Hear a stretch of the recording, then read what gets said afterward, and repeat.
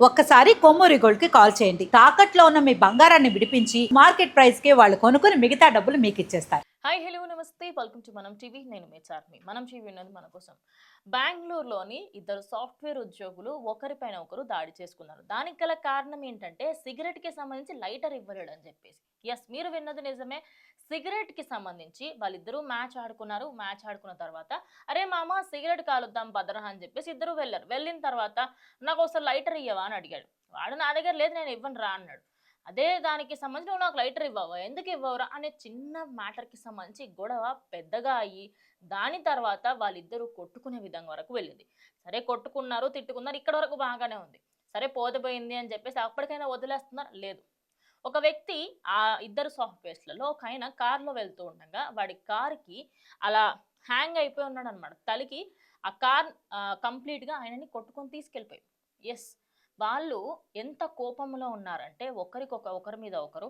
వాడు కారు తీసుకొని వాడు వెళ్ళిపోతూ ఉంటే ఆ కారు దగ్గరికి వెళ్ళి వీడు హ్యాంగ్ అయ్యి ఇంకా నువ్వు నీ సావు నువ్వు చేస్తానన్నప్పుడు నేనెందుకు కాదంట అని చెప్పేసి ఇంకా ఆ కార్ స్పీడ్ని పెంచడంతో ఆ స్పీడ్ తట్టుకోలేక ఆ అబ్బాయి అక్కడ కారు కింద పడి చనిపోవడం జరిగింది. అసలు సిగరెట్కి సంబంధించి జరిగిన ఒక గొడవ ఇంతవరకు ఎందుకు అయింది? ఖచ్చితంగా దీని వెనకాల ఏదో ఒక రీజన్స్ ఉండే ఉంటాయని చెప్పేసి అంటున్నారు. కానీ ఒక్కసారి ఇమాజిన్ చేసుకోండి, మన ఫ్రెండ్స్కి సంబంధించి ఎవరైనా చిన్న చిన్న గొడవలు పడితేనే ఎందుకురా ఎప్పుడు గొడవ పడుతూ ఉంటారంట.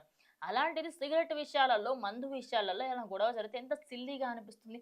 డే బై డే ఇలాంటి కేసెస్ కూడా ఎక్కువ అవుతున్నాయి. మరి వీళ్ళిద్దరికీ సంబంధించి కూడా వీళ్ళిద్దరూ మంచిగా సాఫ్ట్వేర్ ఉద్యోగాలు చేసుకుంటూ ఉన్నారు. హ్యాపీగా లైఫ్‌ని కూడా లీడ్ చేస్తున్నారు. అలాంటిది ఒక మ్యాచ్ తర్వాత ఇద్దరికీ అసలు ఎందుకు అంత గొడవ జరిగింది? ఒక సిగరెట్ కోసమా ఇంత గొడవ?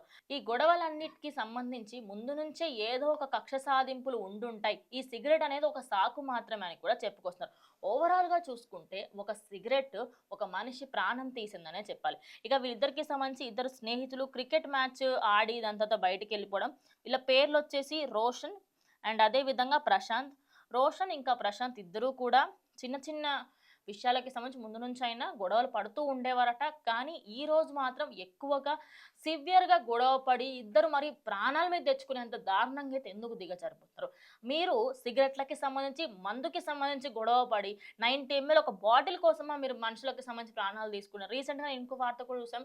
అందులో మందుకి సంబంధించి ఇద్దరు మిత్రులు ఇద్దరు స్నేహితులు కొట్టుకుంటూ ఉంటారు. అదే విధంగా వాళ్ళకి సంబంధించి జస్ట్ ఆడ మందు బాటిల్ పాస్ చేయాలని చెప్పేసి కూడా తల కొట్టేసుకుంటూ ఉంటారు. ఇక వీళ్ళిద్దరూ కూడా వాళ్ళిద్దరి మధ్యలో ఘర్షణ జరిగింది. దానికన్నా ముందు కొంచెం మద్యం కూడా సేవించారు. ఇక ఆ మద్యం మత్తులో ఒకడు వెళ్ళగా ఇంకొకడు ఎట్లా అంటే నువ్వు నా మీద ఎలా కక్ష సాధింపులు చేస్తావు ఏంటి అనే దానికి సంబంధించి ఇంకా కంప్లీట్‌గా ఈ గొడవ అనేది పెద్దగా అయ్యి వాళ్ళు ఫస్ట్ అండ్ ఫార్మోస్ట్ థింగ్ గ్లాసెస్‌తోని పగలగొట్టుకున్న తర్వాత వీళ్ళైతే ఇక్కడికి తీసుకురావడం జరిగింది. మరి ఈ సిట్యుయేషన్‌కి సంబంధించి అక్కడ పోలీసులైతే ఆయన అదుపులోకి తీసుకొని ప్రస్తుతం విచారణ చేస్తున్నారు. ఎందుకు చంపావు ఏంటి అని. మరి ఫర్దర్‌గా దీనికి సంబంధించి ఎలాంటి డీటెయిల్స్ వచ్చినా ఖచ్చితంగా షేర్ చేస్తాను. సో మీకు ఇలాంటి ఫ్రెండ్స్ ఉండే ఖచ్చితంగా వాళ్ళని బుజ్జగించి ఆపేయండి గొడవ, కానీ ఇంకా పెంచే ప్రయత్నం అయితే చేయకండి అని చెప్పేసి ఈ వీడియో తెలిసిన వాళ్ళు చాలామంది చెప్తున్నారు. మీరేమన్నా ఖచ్చితంగా కామెంట్ చేయండి.